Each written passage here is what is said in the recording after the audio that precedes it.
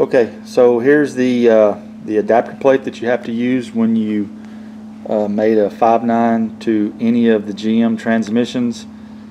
Supposedly this adapter plate is pretty well universal. When you go in and look on them, they say that this will bolt up anywhere from a 700R4, 4L60, 4L80, or Allison transmission to the 5.9. I happened to get this one at American Hot Rod Solutions. This plate and the flywheel was $1,245 shipped. You also, the way they've set this up, you're gonna have to use, just because that's the way they machined it, you're gonna either have to use a 6-liter or a 6.4 liter Ford Power Stroke starter. That kind of makes me sick to know that my truck's going to have anything Ford on it, but that's the way this adapter plate's set up. Anyway, the flywheel,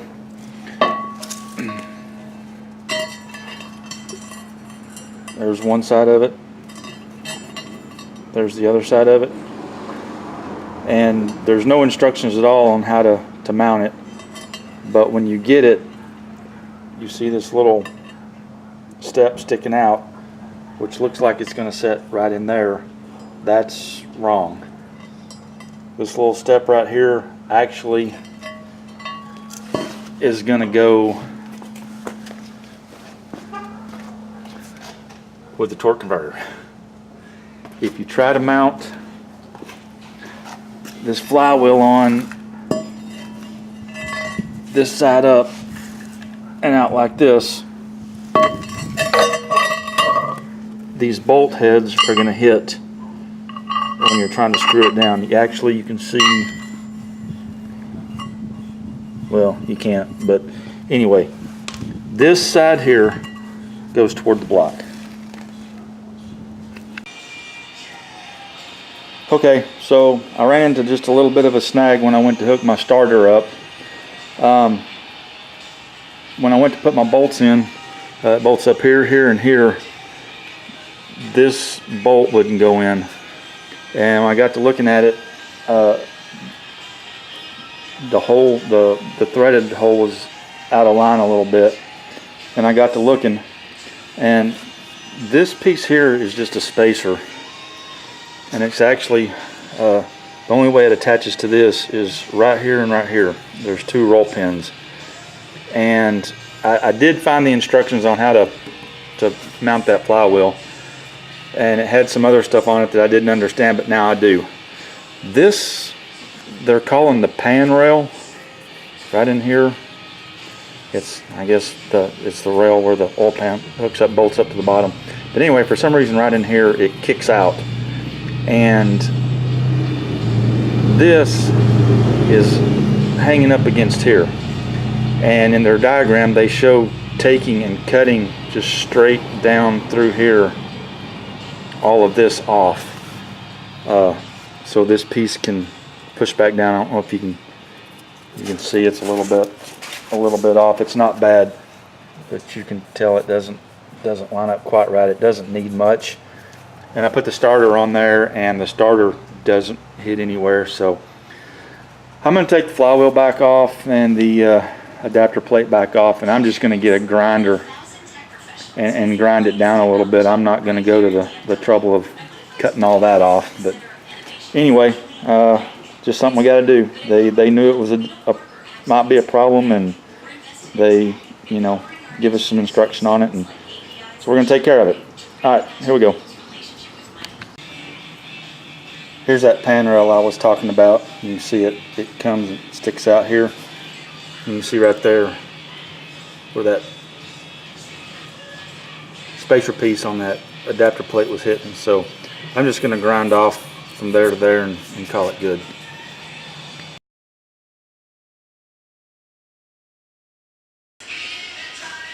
Okay, so if you bought a motor that had the automatic transmission behind it, you're going to have this reservoir here mounted right up in this area on the right side the left side of the motor if you're looking at it, in behind the turbo.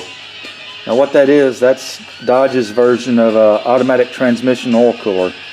So if you're using a manual transmission or a GM transmission, yeah, you can get rid of this because GM's going to have oil cooler up in front of the radiator.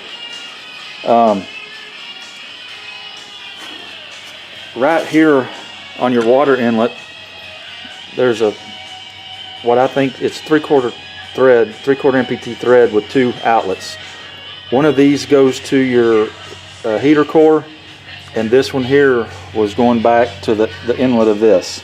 So what I'm going to do is I'm just going to remove this, go get a single one, that way I can hook my heater core back in, and the other one was right up here, and that I've been trying to get it out, so I'm going to have to get an ease out and tap that out, or try to back it out, get it out somehow.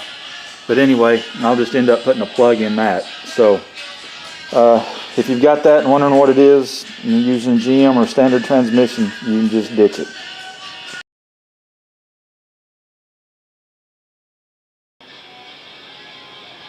Okay, so I got my downpipe in too. This is a 4-inch downpipe. It's made by Diamond. You can see it's actually a Gen 1 downpipe. I've watched a lot of videos where the guys ordered what they thought they needed just to get them, to find out that wasn't it. But anyway,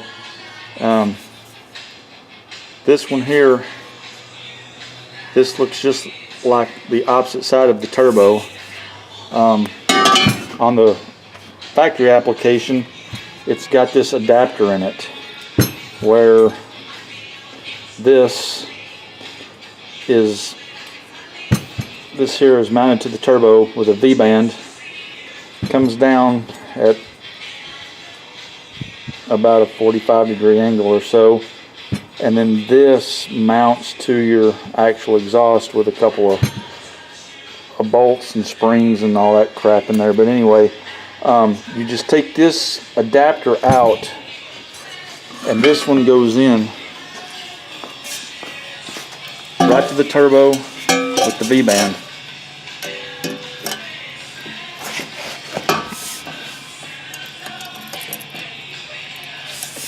It sits in here just like this. Now, I've already had this hooked up, and I'm glad I got this in already, because if I had any doubts about the angle at which my motor was sitting in here, this really takes it all away. If I had time to hook this back up, this part of the exhaust, when this is hooked up, the exhaust is actually kicking up, it's tailing up. So to get it leveled out, that motor in the front's got to kick way up, and that's what it does when it's sitting in the truck. So I was really pretty excited about that. I was glad to see that, you know, the angle that the downpipe is kind of the angle that my motor's sitting at. But anyway, just another piece of the puzzle we got to have. So about ready to start putting this thing all back together. We'll holler at y'all later. Alright, so there it is hooked up, and there's that angle on the left side that I was telling you about, how that kicks way up. So if you were going to level that out, that means the front end of that motor's got to come up a good bit. So I feel real confident about the way we've got it sitting in the truck. Anyway, on to the next piece.